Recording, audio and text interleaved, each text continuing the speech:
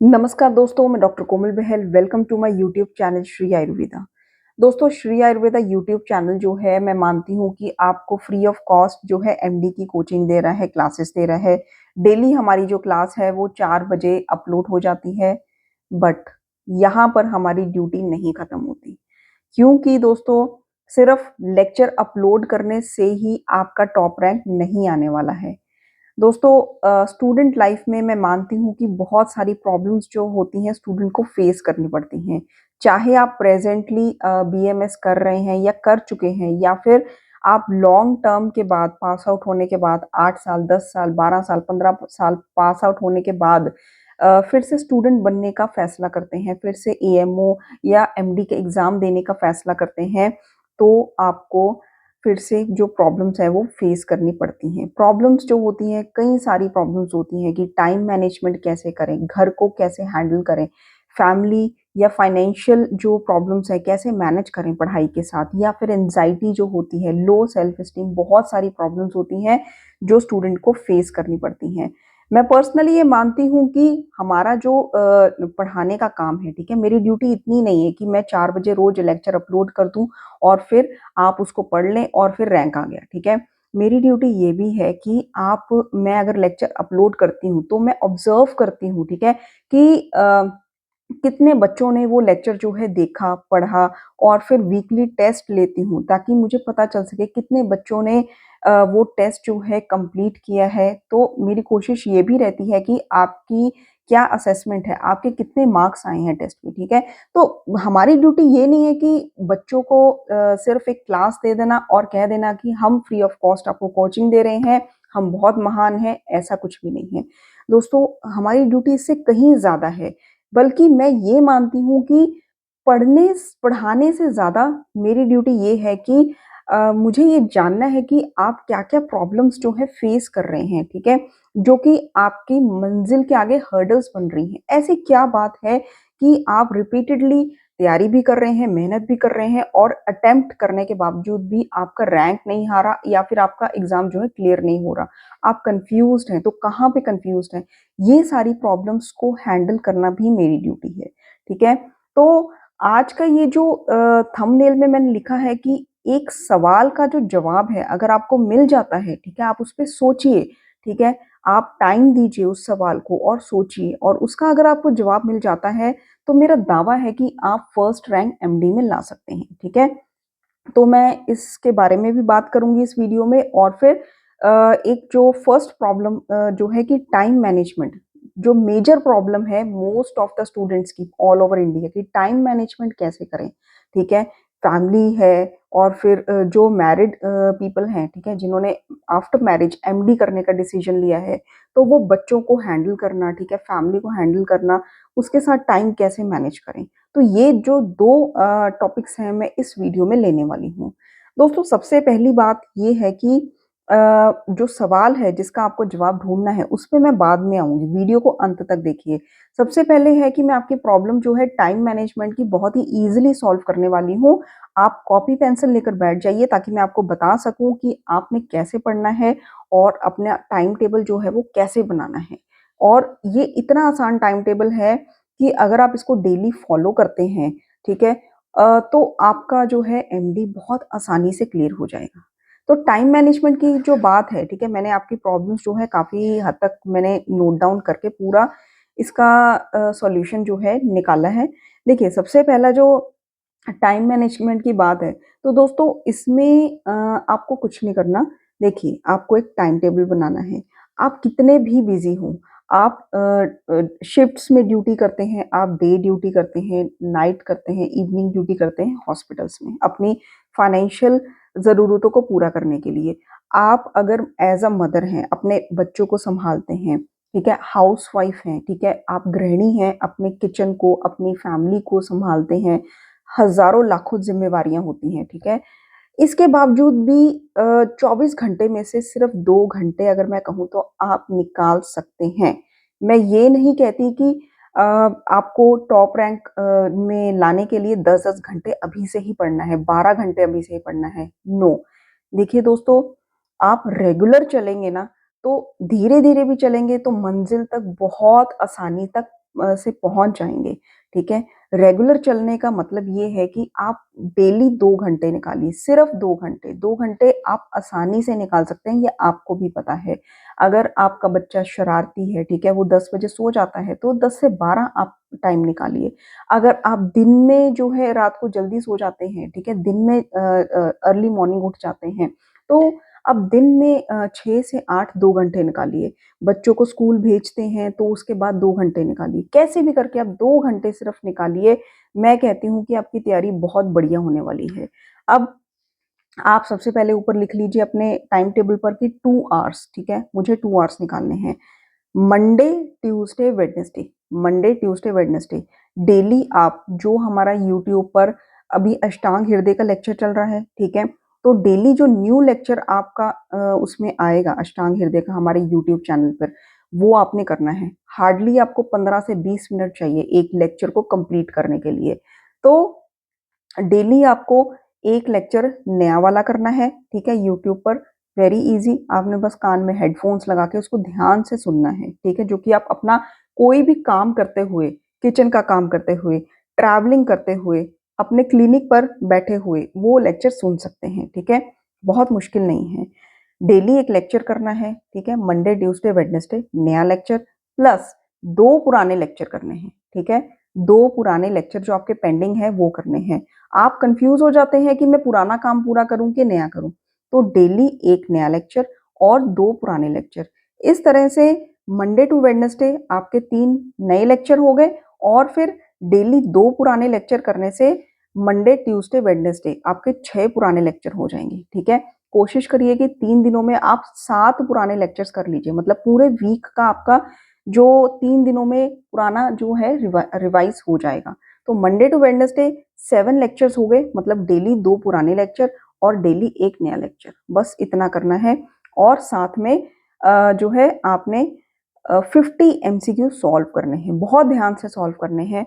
कि अगर आपको मान लीजिए नहीं आता है MCQ, तो आपको उसको 2-3 बार ध्यान से पढ़ना है, ताकि आपके माइंड से वो क्वेश्चन गो थ्रू हो जाए, आपको लगे कि मैंने पढ़ा है ये क्वेश्चन, ठीक है। इसके लिए आप जो है ग्लोबल आयुर्वेद ले लीजिए या गोविंद पारिक ले लीजिए, कोई भी MCQ सॉल्व करने वाली प्रवीण चौधरी बुक ले लीजिए, कोई भी ले लीजिए, ठीक है।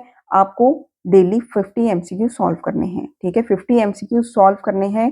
कोशिश करिए, स्टार्टिंग है, स्पीड स्लो है, तो आपको 1 घंटा लग सकता है, ठीक है। तो 1 घंटा MCQ के लिए और 1 घंटा आपके लेक्चर्स के लिए, क्योंकि 15 से 20 मिनट का एक लेक्चर होता है। 15 मिनट्स का एक लेक्चर सुनेंगे तो 3 लेक्चर 45 मिनट्स में हो जाएंगे। तो आई होप 2 घंटे से भी कम में आपका ये शेड्यूल कंप्लीट हो जाएगा, ठीक है। Monday to Wednesday 2-2 lectures daily सुनने हैं, ठीक है, पुराने, और एक लेक्चर नया, ठीक है। और फिर MCQ डेली 50 MCQ सॉल्व करने हैं। अब थर्सडे और फ्राइडे क्या करेंगे? थर्सडे और फ्राइडे आप टेस्ट की तैयारी करेंगे। मैं सैटरडे को जो है वो टेस्ट लेती हूँ, तो थर्सडे और फ्राइडे आपने टेस्ट की तैयारी करनी है। जो भी मैं सैटरडे को 8 या 10 लेक्चर्स का टेस्ट लेती हूँ, ठीक है, तो थर्सडे और फ्राइडे आपने सिर्फ और सिर्फ वो टेस्ट की तैयारी करनी है। जब सैटरडे आप वो टेस्ट देंगे, आपके अच्छे नंबर आएंगे। मैं 20 क्वेश्चंस देती हूँ अपने टेस्ट में, तो आपके जब अच्छे नंबर आएंगे दोस्तों, तो आपको इतनी खुशी होगी, आपका कॉन्फिडेंस बढ़ना शुरू हो जाएगा, ठीक है, आपका कॉन्फिडेंस बढ़ना शुरू हो जाएगा। और फिर थर्सडे और फ्राइडे आपने टेस्ट की तैयारी तो करनी है, लेकिन इसमें एक चीज़ और है, आपने जो डेली 1 न्यू लेक्चर है वो पढ़ना नहीं छोड़ना, ठीक है। Thursday Friday, Monday Tuesday Wednesday Thursday Friday Saturday Sunday daily नया लेक्चर तो पढ़ना है, ठीक है। इसके साथ साथ Monday to Wednesday old lectures पढ़ने हैं, 2-2 lectures daily, and Thursday Friday सिर्फ नया लेक्चर और बाकी टेस्ट की प्रिपरेशन, ठीक है। उस टाइम आप MCQ अगर आप नहीं भी कर पाते देन इट्स ओके, ठीक है, लेकिन कर पाते हैं तो बहुत अच्छी बात है। फिर सैटरडे को आपने जो है सिर्फ कुछ नहीं करना, नया लेक्चर सुनना है, और बाकी अगर कोई काम पेंडिंग रह गया, कोई ओल्ड लेक्चर पहले का पेंडिंग रह गया, ठीक है, विद इन दिस वीक जो मैं जैसे मंडे टू वेडनेसडे आपने 6 की जगह 5 पढ़े, तो बाकी का पेंडिंग आप सैटरडे को कर लीजिए, और संडे को आपने कुछ नहीं करना, सिर्फ 50 MCQ सॉल्व करने हैं, ठीक है। तो पूरा वीक आप डेली 50 MCQ सॉल्व करेंगे। एक बात ये होगी जिससे आपके पूरे वीक में 350 MCQs हो जाएंगे। सेकंड, पूरा वीक आपने डेली 1 न्यू लेक्चर सुनना है, ठीक है, जिससे आपके डेली 7 लेक्चर्स हो जाएंगे। मंडे टू वेडनेसडे आपने अपने 7 लेक्चर्स पुराने वीक के कंप्लीट करने हैं, जिससे 7 लेक्चर्स पुराने भी आपके हो जाएंगे।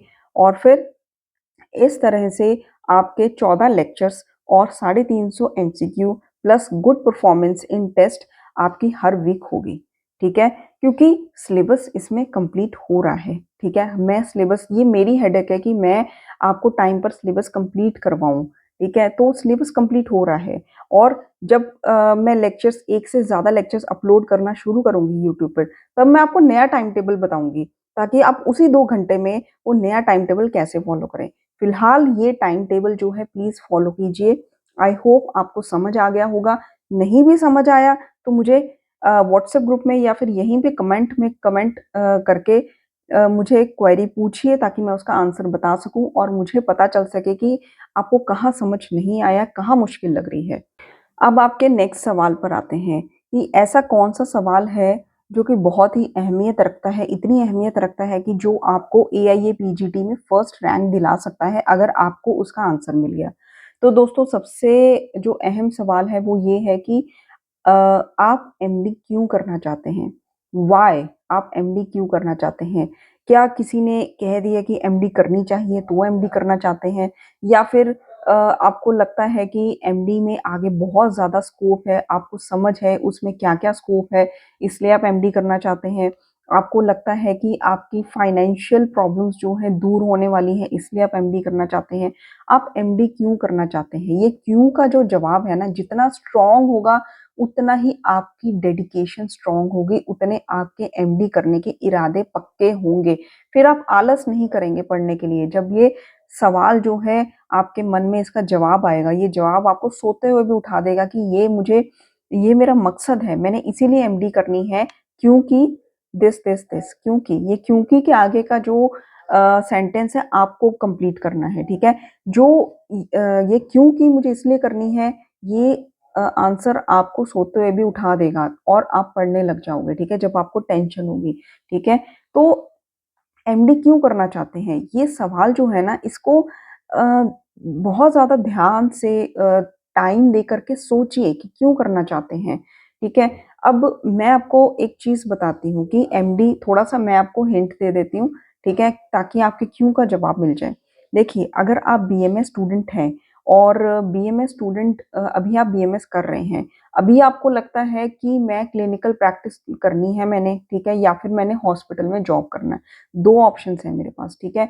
तो 2 ऑप्शंस में से किसी को भी पूरा करने के लिए मैं एलिजिबल हूँ, क्योंकि मैंने बीएमएस कर ली है, मेरे पास बीएमएस की डिग्री है, मुझे एमडी करने की क्या ज़रूरत है? मुझे 3 साल फालतू में टाइम वेस्ट करने की क्या ज़रूरत है? तो दोस्तों, मैं आपको बता दूँ, ये जो 3 साल है ना, ये दुनिया ऐसी पागल नहीं है कि जो बच्चे 3 साल वेस्ट कर रहे हैं, ठीक है? मैं विद एक्सपीरियंस जो है आपको आज ये बात बताना चाहती हूँ कि अगर आप बीएमएस के बाद आपकी वेल डेवलप्ड, आपके पेरेंट्स की, फैमिली की प्रैक्टिस है, आप उसी में ही एंटर करना चाहते हैं, तो बेशक आप एमडी मत कीजिए, ठीक है? अगर आपका करने का मन नहीं है, तो एमडी मत कीजिए, कोई ज़रूरी नहीं। आपकी प्रैक्टिस बहुत अच्छे से ऑलरेडी रनिंग है, ठीक है? और अगर नहीं है, तो आप जो है बीएमएस के बाद क्या करेंगे? अपना क्लिनिक जो है ओपन करेंगे। मान लीजिए किसी भी वजह से वो क्लिनिक जो है नहीं चलता है। बहुत सारे चांसेस ऐसे होते हैं कि क्लिनिक नहीं भी चलता, पेशेंट्स नहीं भी आते। हो सकता है कि एरिये का, आपने किस एरिया में क्लिनिक ओपन करा है या फिर अच्छे एरिया में भी क्लिनिक ओपन करा है, तो भी प्रैक्टिकली जो है क्लिनिक की जो ग्रोथ है थोड़ी-सी स्लो होती है, ठीक है? आपको वेट करना पड़ता है। अगर आप फाइनेंशियली फ्री हैं, वेट कर सकते हैं 1 साल, 2 साल, 3 साल, देन इट्स ओके। लेकिन अगर आपको जो है डे 1 से ही अपने घर में इनकम चाहिए, ठीक है? क्योंकि ऑब्वियसली फैमिली भी एक्सपेक्ट करती है कि बच्चा डॉक्टर बना है तो अच्छे पैसे कमा के घर लेकर आएगा।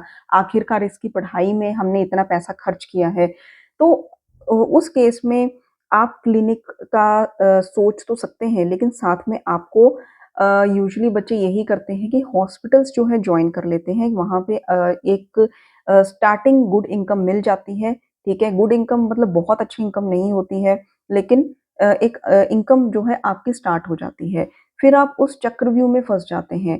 आप हॉस्पिटल में मिनिमम 8 आवर्स देंगे, फिर उसके बाद क्लिनिक में 3 से 4 घंटे तो देंगे ही देंगे, अगर आपको क्लिनिक जो है रन करना है अपना, ठीक है? तो उस केस में आप 12-12, 13-13 घंटे काम करने लगते हैं और लॉन्ग टर्म में क्या होता है, अगर आपका क्लिनिक चल गया तो अच्छी बात है, ठीक है? उसके लिए आपको कम से कम 5 से 6 साल जो है आपको पता चलेगा कि फाइनली क्लिनिक मेरा चल रहा है कि नहीं चल रहा है, पेशेंट आ रहे हैं अच्छे खासे कि नहीं आ रहे हैं, ठीक है? आफ्टर 5 इयर्स भी अगर आप कहेंगे कि मेरे क्लिनिक में डेली 10 पेशेंट आ जाते हैं, then that is not a good growth. आपके जो क्लिनिक में कम से कम 50 पेशेंट आने चाहिए आफ्टर 5 टू इयर्स। फिर हम कहेंगे कि आपको एमडी करने की कोई ज़रूरत नहीं है, तो आप क्लिनिक रन कर सकते हैं, ठीक है? लेकिन बाई चांस अगर आपका क्लिनिक जो है नहीं चलता, तो आपके पास क्या ऑप्शन रह जाता है? आप हॉस्पिटल में जॉब करने लायक रह जाते हैं। हॉस्पिटल में एमओ की जॉब करेंगे, 1 साल, 2 साल, 3 साल, 4 साल, 5 साल, ठीक है? आप अच्छा काम करेंगे, सीएमओ भी बन जाएँगे। बट उसमें वो काम इतना आपका बढ़ जाता है कि आप घर आकर भी अपने फ़ोन कॉल्स पे बिज़ी रहते हैं क्योंकि पूरा हॉस्पिटल जो है एज़ अ सीएमओ आप पे डिपेंडेंट रहता है, ठीक है? आपको हर एरिया, हर सेक्शन, हर क्लास ऑफ वर्कर देखने होते हैं, ठीक है? तो इतना बिज़ी रहने के बावजूद भी आप सोचिए कि आप 80-90 हज़ार रुपए भी अगर आप कमा रहे हैं, then that is not sufficient. आप अगर 12 घंटे काम कर रहे हैं, ठीक है? और उसके बावजूद भी आपकी इनकम इतनी है, आपकी फैमिली कॉम्प्रोमाइज़ कर रही है, आपका टाइम आपकी फैमिली को नहीं मिल रहा है, ठीक है? तो भी that is not a good मतलब ऑप्शन, ठीक है? तो बट आपके पास ऑप्शन यही रह जाता है, इतने सालों बाद भी आफ्टर 5 टू 6 इयर्स। एक तो टाइम पीरियड लंबा हो गया, फिर उसके बाद आप क्या कर रहे हैं कि हॉस्पिटल में ही जॉब कर रहे हैं और आपके पास इसके अलावा और कोई रास्ता नहीं रह गया है और टाइम पीरियड इतने गैप होने के बाद आपको पढ़ना भी अब मुश्किल लग रहा है, तो आप इस चक्रव्यूह में फँस जाते हैं। आप एक टाइम पर आके मजबूरी में काम करने लगते हैं, ठीक है? जिसमें 80-90 हज़ार मैं एक जो सैलरी बता रही हूँ हॉस्पिटल की एज़ अ सीएमओ, वो भी आपकी आफ्टर 10 टू 15 इयर्स बाद होने वाली है। वो आपकी 5 इयर्स बाद नहीं होने वाली। 5 इयर्स के बाद आप ओनली 40-45 तक ही रहने वाले हैं, इससे ज़्यादा नहीं रहने वाले, जिससे आपकी फाइनेंशियल नीड्स पूरी नहीं होती हैं, ठीक है? आप जब फैमिली पर्सन बन जाते हैं, तब आप पछताते हैं कि हॉस्पिटल में जॉब करने के बावजूद भी मेरी इनकम इतनी है, ठीक है? हॉस्पिटल छोड़ भी नहीं सकता, मेरी ईएमआईज़ हैं, मैं और कोई काम भी नहीं कर सकता क्योंकि सारा टाइम, सारा दिन हॉस्पिटल में लग गया। तो आप उसी लायक रह जाते हैं, आप ना तो अपना क्लिनिक पे फिर से ओपन अप करने की सोचते हैं और कोई और काम करने की भी नहीं सोच सकते। इसीलिए मैं कहती हूँ कि आप अभी से ही एमडी की तैयारी करना शुरू कीजिए। एमडी करी होगी तो कम से कम आप आयुर्वेदिक कॉलेज में प्रोफ़ेसर की जॉब के लिए, असिस्टेंट प्रोफ़ेसर की जॉब के लिए अप्लाई कर सकते हैं, जिसकी स्टार्टिंग सैलरी 1 लाख रुपए है और उसमें इतना टाइम जो है आपको सारा दिन हॉस्पिटल्स की तरह नहीं देना पड़ता है एंड आप इवनिंग में अपना क्लिनिक भी ओपन कर सकते हैं। उसकी ग्रोथ स्लो है, तो स्लो सही, एटलीस्ट मेरे को एक जगह से इनकम आ रही है और अच्छी इनकम आ रही है। इसीलिए मैं कहती हूँ कि एमडी जो है आज कर लीजिएगा, नहीं तो फ्यूचर में पछतावे के अलावा और कुछ नहीं रह जाएगा और एमडी में अगर आपने एमडी करी हुई, तो 100 रास्ते गवर्नमेंट जॉब्स के खुल जाते हैं, ठीक है? लोग 3-3 लाख रुपए भी इनकम कमाते हैं मंथली एमडी करके। अगर आप सीरियसली इसको लें तो दोस्तों ये जो सवाल का जवाब है, इसका एक स्ट्रॉन्ग आंसर तो मैंने दे दिया आपको कि आपको क्यों करनी चाहिए। बाकी आप अपने मन में इसको सोचिए कि मुझे क्यों करनी चाहिए? आखिरकार ऐसा क्या है एमडी में जो मैं इतनी मेहनत करूँ और 3 साल जो है अपने इसमें स्पेंड करूँ, ठीक है? तो आप ज़रूर सोचिए, फिर उसके बाद अगर आपको स्ट्रॉन्ग आंसर मिल जाता है, तो आपको फर्स्ट रैंक लाने से कोई भी नहीं रोक सकता। धन्यवाद।